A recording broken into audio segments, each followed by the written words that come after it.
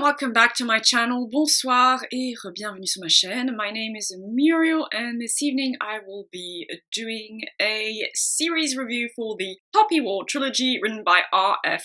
Kuang. This trilogy is made up of Volume 1, The Poppy War, Volume 2, The Dragon Republic, and Volume 3, The Burning God. I was interested in reading this trilogy because it had been sold as Far East, broadly speaking, Asian, though Chinese Asian inspired fantasy, which it is. So I wanted to see what epic fantasy would look like with elements rooted in Chinese/Asian culture, history, folklore, and things like that.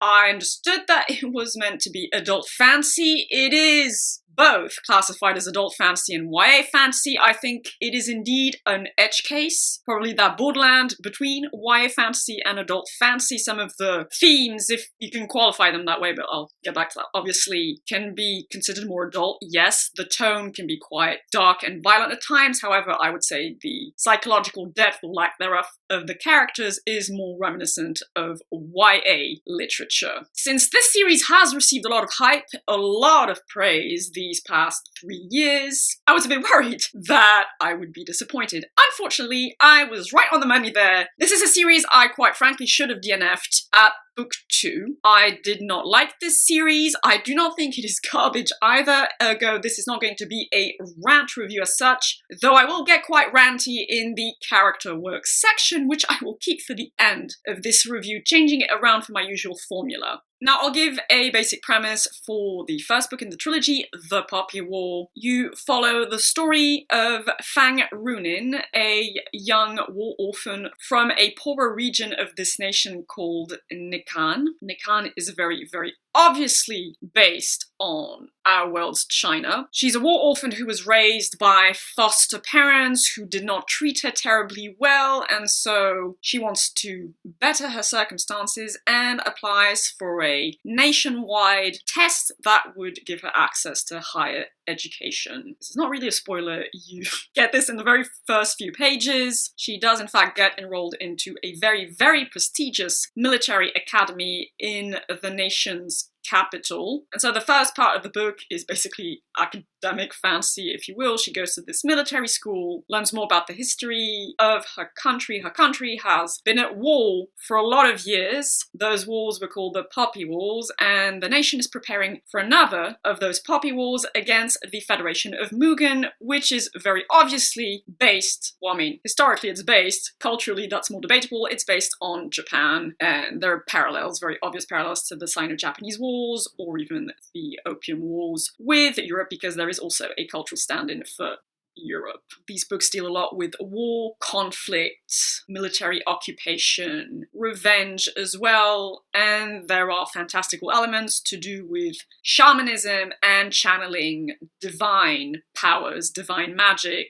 And again, I don't really consider this a spoiler because this is pretty obvious going in. Fang Runin, otherwise known as Rin, will become one of those shamans and go through war and violence and all those nice things.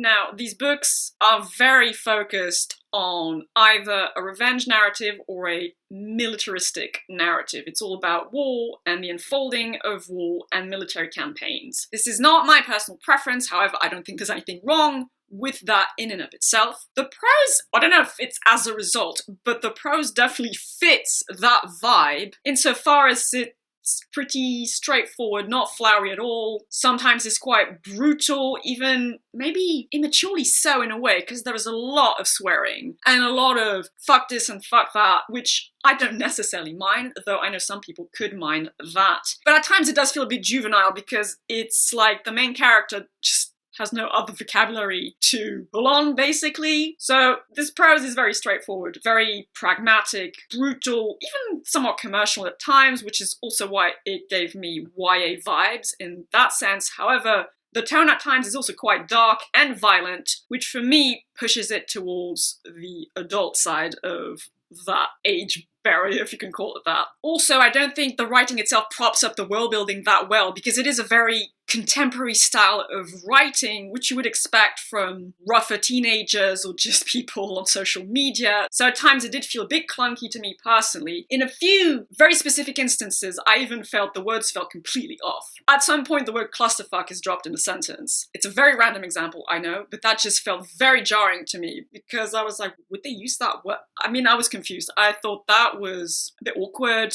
Conversely, there's another point in the story where the character clearly should have used the word rape, and she used a long sentence to describe what was very clearly rape, and rape hadn't been mentioned previously in the narrative. So at times, even the writing itself felt a bit awkward or clunky. Though overall, it, served its purpose of just pushing the story forward, and I was not specifically bothered by it, though it's not anything that praiseworthy either, in my opinion. Though, again, it did fit this vibe of a brutal, revenge-centric and or military-centric story. The pacing, however, was an issue for me at times, especially in the very first novel, The Poppy Wall. You start out with this more fantasy academia setting with Rin and some of her classmates who then become friends attending this military school in Nikan's capital city, Sinagard, and then it just jumps into all-out warfare and a revenge-driven narrative. And the way the story moves from one stage to another felt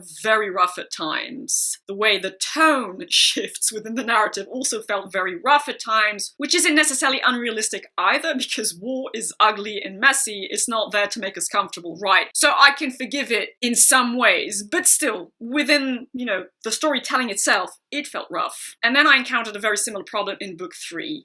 The way the story's climaxes are delivered, and because there are like 2 or 3 of them, felt very rough to me. And this is not a comparison any story should aspire to. I was very, very strongly reminded of season 8 of Game of Thrones. Yes, I know, that's very, very harsh. At least I think it's harsh, but I do believe it's warranted because there is a certain climax that has to do with the fantasy aspect of the story that is delivered 200 pages before the end of the book. And I was like, we still have 200 pages to go. That felt to me like basically placing The Long Night, which was a very short night, on episode 3 of season 8. And then you had the political conflict that was left to be resolved. But then you get a second climax, sort of. And then finally the third and final one. And it just felt very jarring because, of course, in my case, I just didn't really feel involved emotionally in the story regardless. But I was like, what are you doing here? What's happening? Why am I still being dragged through this weird pacing? That was not to my personal taste at all. I thought it was a bumpy ride, a very bumpy ride.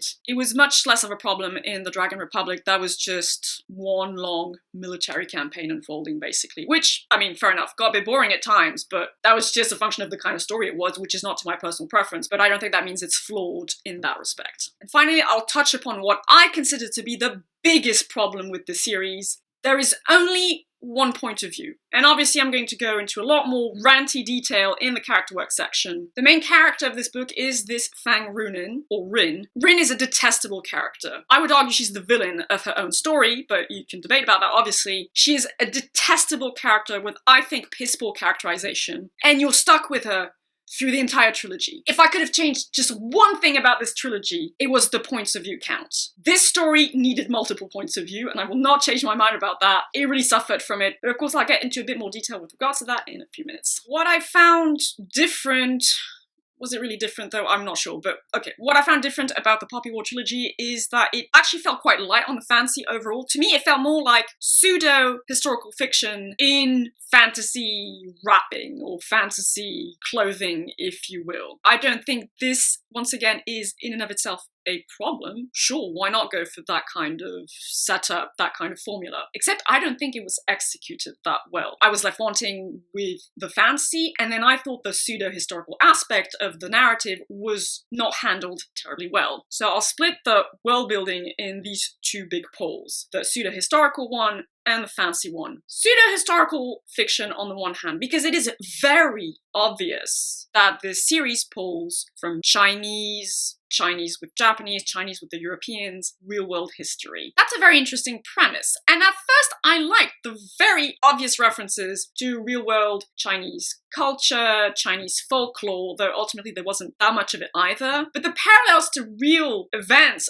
from history felt a bit too coarse to me at times, and just a bit too obvious, to the point where I was like, I don't really care about authorial intent ultimately, but I just didn't really understand what was the ultimate point of doing it quite that way. It's very obvious. Nikan is knockoff China, the Federation of Mugen is knockoff Japan, the Hesperians are knockoff Northwestern Europe, and then maybe Spear is knockoff Taiwan, though I was a bit less sure about that. And, I mean, The Art of War by Sun Tzu is almost directly referenced, which, again, you can have references to real-life cultures in fantasy. I think that can enrich the fantasy, but maybe make it just a wee bit less obvious. Because in the universe of the books, they have a Principles of War written by a Sun Tzu. And I was like, that is just so bloody obvious. Or there's a reference to this Taoist story fable of a sage who dreamed he was a butterfly and then he wondered, am I the human dreaming I'm a butterfly or am I a butterfly dreaming I'm the human? It was straight up lifted and put in the story, which felt a bit jarring because then I was like, am I really in a fantasy universe here or just a slightly modified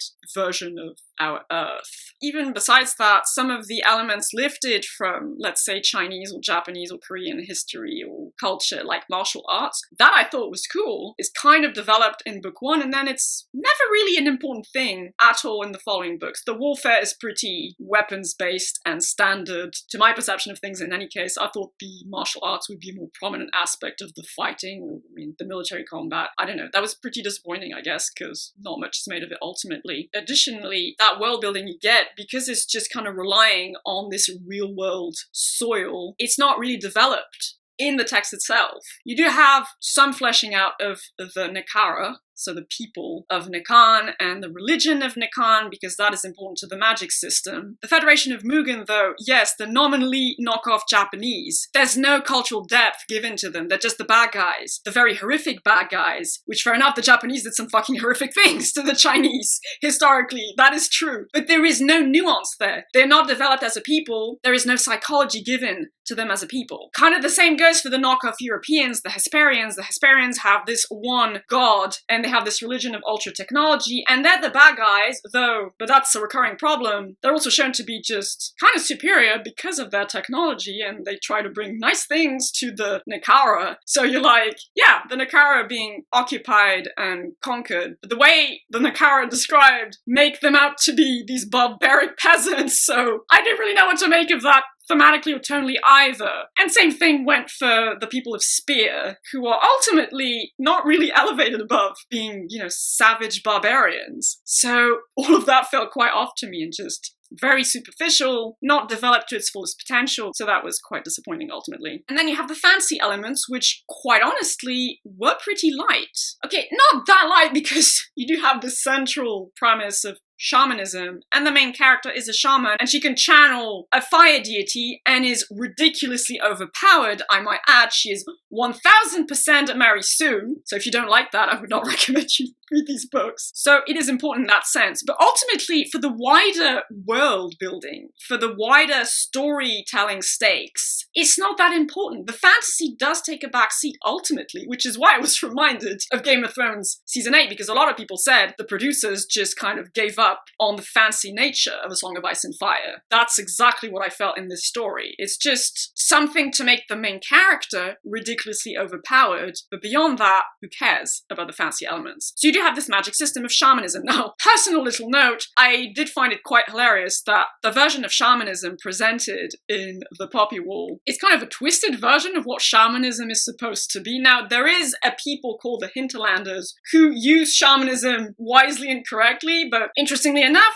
those people have a minor role to play in the story through two characters, and then I honestly thought they'd be involved in a wider continent-spanning conflict, but no, ultimately they don't matter for the story at all, so I was like, okay. But a shaman is supposed to be at the service of his or her community. In this story, shamans are these humans who just channel gods, and they either end up dying or going crazy, and they do horrific things with their shamanism. Again, that's not necessarily something bad or something to be criticized as such. It was just interesting to me that it's a very twisted version of what shamanism is actually supposed to be. That's magic system. It's basically divine power channeling. It's not that original as I saw some blurbs say. I've seen that before. It wasn't badly executed either, but that's what it is. It's just channeling divine power, different kinds of divine power, because there is a pantheon of gods. The way those gods are supposed to exist in conflict with perhaps the god of the Hesperians, that was also quite unnuanced and clunky, but whatever. And even the way the gods are described, the Nakaran gods are described, was a bit contradictory at times, because they are described as being these forces of nature existing in balance with one another. There's 64 of them that basically organize in 23 pairs, I think, of complementary concepts. And so they're meant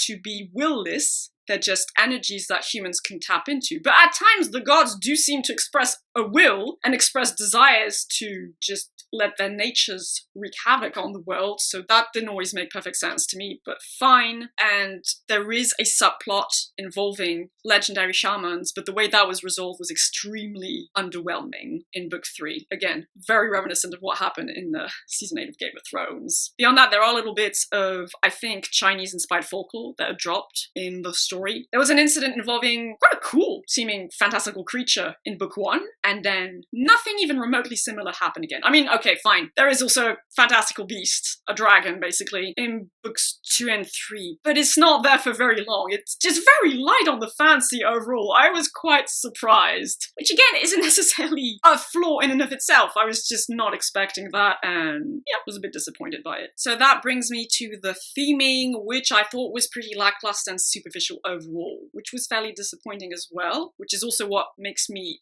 place the series on the borderlands between YA and adult fantasy. War is a big theme of this series, sure, but beyond war is horrible, and war causes famine and chaos, and people act like animals during war, and soldiers commit horrific acts of violence. I didn't, glean a deeper message or deeper meaning from the story regarding war. I've seen similar theming done with a bit more depth and nuance in other stories. So, sure, war is horrible, but it was more about just having these very obvious parallels to real life history and just dropping them in the narrative than anything else, ultimately, for me. Besides, there is also this problem of tonal transitions being handled in a pretty rough manner. There is a scene in book 1 that is a direct reference to the rape of Nanjing, which was committed during either the First or the Second Sino-Japanese War. I didn't know that much about it, so one good thing about this book is that it made me check out some real life history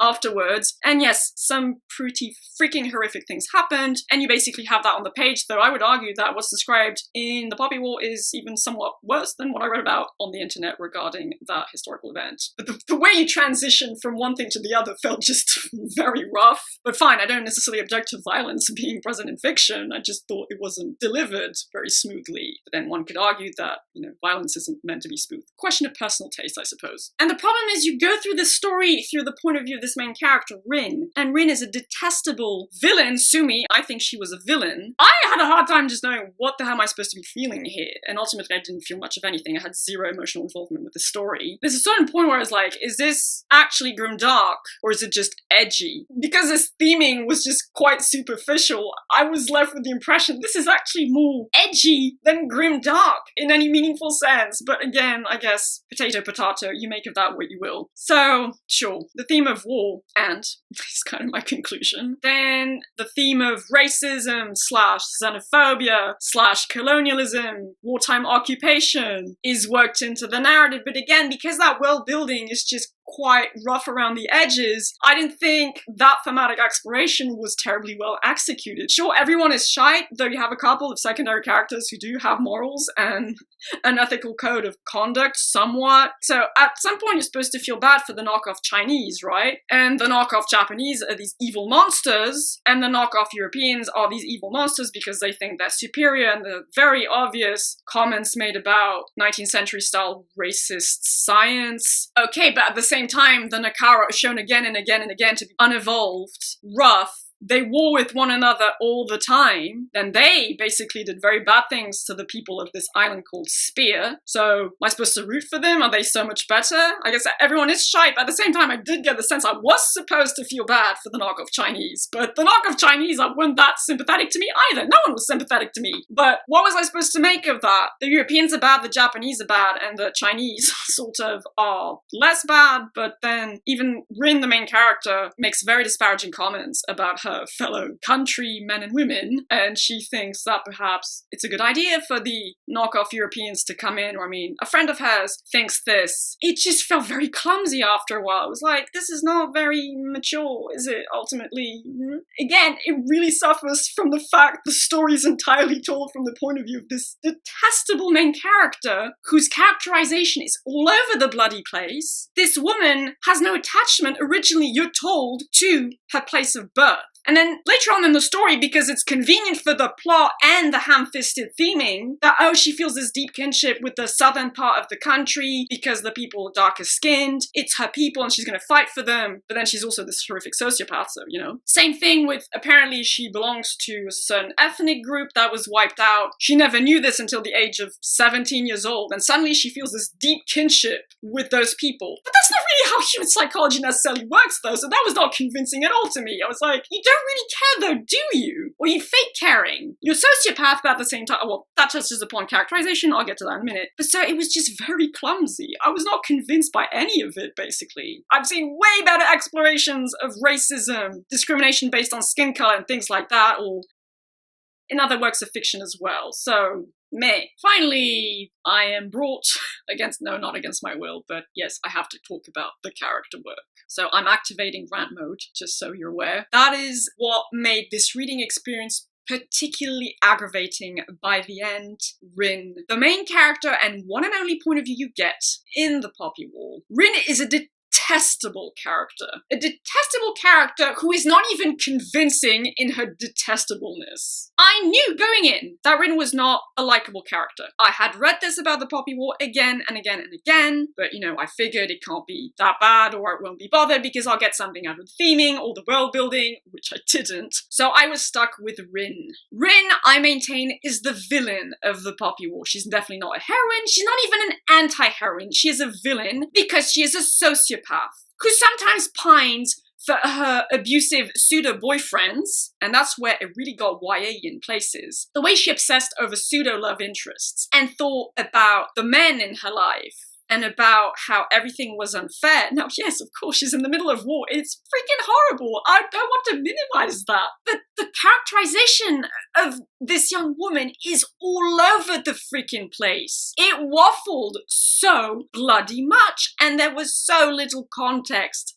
given to explain why she would be like this. Because she really gets going as a sociopath before she's really been through the horrific stuff of war. She comes from a somewhat abusive household, but there really isn't enough info given to justify her psychology, in my opinion, which is also because this story suffers from a massive problem of telling and not showing. In fact, I noticed all these pseudo little retcons that came in book 2 and book 3. I said pseudo, they're not actual retcons, but I don't know, maybe the author wanted to justify her psychology a bit more and just brought in these little examples for when she was young. There's a scene where she reminisces about burning up an anthill when she was a child. Yes, the animal torture. Classic sign of ASPD, right? So that made me laugh a little bit. I was like, are we going to get a scene of her, pinching a cat in an alley at some point to justify why she was 1 minute a massive sociopath and another just this pining teenage girl, or young adult girl? It was not believable at all, and even when it was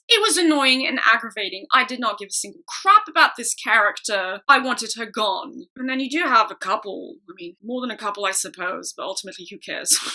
There were a couple of secondary characters. You do have a mental figure in book 1 and a sort of love interest in book 1 as well. Then you have 2 male best friends. It's interesting how little female characters there are besides Rin, which again, I don't necessarily think is sexist, but it was weird the way you have Rin, who is borderline neuter, and then all these other much more feminine female characters, even if they are fighters as well, much more along the stereotype of the seductress and the wily female who lies and seduces to get her way, which gave off some weird vibes to me, but okay, fine. So she has 2 male friends. One male friend basically becomes her best friend, and that's another problem. I liked him as a character somewhat. He was one of the only moral characters in the story, and I was like, why do you care about this bitch? She's a sociopath and she's an idiot to boot. That's also something that just didn't make any sense because she studies like crazy to get into this military academy. She goes several nights without sleep, but somehow aces her exams, gets the best result for her entire region, because that is totally how sleep and studying work. You should absolutely go without sleep for a week before you take exams, my good friends. Keep that in mind. Right, so that was, again, just pure wish fulfillment, Mary suing, whatever. So she goes into this military academy, but then along the story, she makes very stupid decisions. And she's just reactive. She's impulsive and reactive. Things happen to her, she's in the shite, and then she has to fix it. Again and again and again. It's a formula that kept repeating, which also made the story quite boring in places, because I was like, here we go again, she has her powers, and then her powers are deactivated, so she scrambles to get her powers back. And this happens 3 or 4 times throughout the entire trilogy. It got a bit old in the end. But so, her best friend likes her, and I'm like, why? You're 1,000 times more intelligent than her. You do have moral fiber. Why do you care about her? Why do you love her? She's a monster. What is wrong with you, mate? And even her love interest, whose characterization was slightly better, he's genuinely a great character. I think he has issues and is an asshole, but also has some heart. Rin, however, was not convincing at all. Now, yes, she has a bit of trauma in her life, but I'm sorry, is the message here that because you have a bit of PTSD, that also means you automatically become a sociopath? Is that the message we want to go with? Really? I'm sorry, no, that's ridiculous. And like I said, she was somewhat of a sociopath at times. Does that even work, psychologically speaking? I haven't checked the psychiatric literature on that, but again, I was like, I don't think that's how that works, but okay. At times, I just wanted her to own the fact that she was a villain and a monster. Just own your shit, bitch, alright? Admit that you enjoy torturing people, you enjoy killing people, and just, yeah, be a villain. I like the TV series Hannibal. You can do a good series centered on a serial killer. This is not how you do it. And then there's just these weird dynamics between her and some of the male characters. There's a lot of weird, unrealized sexual tension and pseudo-kinky elements with power dynamics that just felt gross to me. Gross in the sense of disgusting and disturbing. It's like, why though? Why? It was just weird. There's a scene, I never thought I'd say this in my entire life, but there are scenes where sex happens when it clearly shouldn't. It's gratuitous, it's filler or wish fulfillment, fancy fulfillment on the part of the author. That happens. I've encountered that before. Here I got the exact opposite. A scene that clearly indicated some kind of sexual intimacy should have been happening and it didn't happen, and that felt extremely weird to me because it was clearly written in that way. So, okay. But then you have Rin kind of having the hots for every man who takes advantage of her, or her commanders who are massive assholes and abusive, or I mean psychologically and verbally abusive, and they use her, and she's like always switching between, I don't want to be used as a weapon, oh, but I need a commander to tell me what to do so I don't have to feel bad about myself. And so there are these weird power dynamics. And there's a scene, I don't consider this a spoiler, she basically melts someone, a commander she had, who is like, what, 30 years older than her? And as she's about to melt his face off, she kisses him on the mouth. And she reflects upon the fact that, oh yeah, she kind of felt attracted to him. And I was like, what the actual fuck though? That was just, again, it kind of just came out of nowhere. I was like, what the hell am I reading right now? So even the character dynamics around Rin were just all over the place and iffy as hell. And I mean, for me, the final nail in the coffin, don't worry, I'm not going to spoil the ending, but the point is, the way her character arc, if you can even call it that, wrapped up was offensive to me. It was completely unearned. It was just kind of a cop-out, and again was reminded of Game of Thrones Season 8. I was surprised by how much I was reminded of Game of Thrones Season 8 for several of the plot elements or the pacing of the plot in The Burning God. It left me wondering about certain things, but I was like, okay, but this is not a positive comparison at all. So the character work, okay, it's not that bad for some of the secondary characters, but for Rin, it's an absolute train wreck. I didn't believe any of it, and I didn't care about any of it either. She was a detestable main character, and detestable in a way that honestly at times made no bloody sense to me. So ultimately, I didn't have any specific emotional involvement with the story. I didn't feel anything. I've seen so many reviews mentioning bursting into tears at the end of some of the books, or at the end of book 3. I just didn't give a crap about anyone. I like Kite a little bit as a character, who was Rin's best friend. Beyond that, I didn't didn't care at all. I mean, no emotional involvement besides the emotion of annoyance, I suppose, and I did eye roll quite a bit past a certain point in the greater story. I was also quite bored at times, but weirdly enough, I read through this trilogy so bloody quickly, which made me realize there are different ways of being bored. There's the way of being bored where you feel like you're trudging through thick sludge, and then there's the kind of boring where you're just not invested in the story, so you can kind of breeze through it quite quickly. So, if nothing else, reading this trilogy made me realize I can be bored in different ways. That being said, it's also because I'm just not that interested in revenge-centric stories or even heavily military-centric stories. Again, that to me is not a flaw of the story at all. It's just a question of personal preference. If you are very into militaristic fantasy stories, then you might get a lot more out of this. From the little I know of military history, military strategy, it seemed to me that those scenes were actually well done. I think the military campaigning aspects, the way combat was described, it seemed well done to me, but I am not that well versed in that subject, so someone who is a lot more than me might find it not that good either, but I can't really comment further upon that. When it comes to rating, I gave The Poppy War a 6.5 out of 10, The Dragon Republic a 6 out of 10, and The Burning God a 4.5 out of 10. So, for the entire trilogy, that kind of amounts to a 5.5 out of 10, which isn't that good. Honestly, if I had been a younger and less well-read reader, I probably would have enjoyed it more. But alas, based on my experience reading that kind of literature, and of course based on my personal preferences quite simply, just didn't work for me. But again, I don't think it's complete garbage either. I think there are interesting aspects to this trilogy. I think it would probably make for a good transitional entry for readers getting out of YA into properly adult fantasy. It's definitely fantasy rooted in something else than the generic, Western European historical canon, sure. So in that sense, it had something a bit different to offer. I like the fact it was based in real-world history and culture to a certain extent. I just wish it had been developed with more nuance and more depth. And yeah, I mean, I was just very disappointed with the superficiality and unnuanced nature of the theming and broader world building, which is why I really can't rate it higher than that. But again, someone else might, get a lot more out of it too. But so that is my final rating. I just really, really, really need to learn how to properly DNF. Standalones, sure, but most definitely series, I probably would have felt less salty had I stopped at The Dragon Republic, which is really what I should have done. So that concludes my review for the Poppy War trilogy written by R.F. Kuang. Was not a fan, however, others have enjoyed it a lot, so you might enjoy it as well, though I wouldn't personally recommend it, only recommend it to a certain specific set of readers. Beyond that, I hope you found this review interesting, entertaining, whichever. I hope you all have a lovely day, evening, or whichever time of day you prefer. Do take good care of yourselves, and I shall see you all reasonably soon in another video. Bye-bye.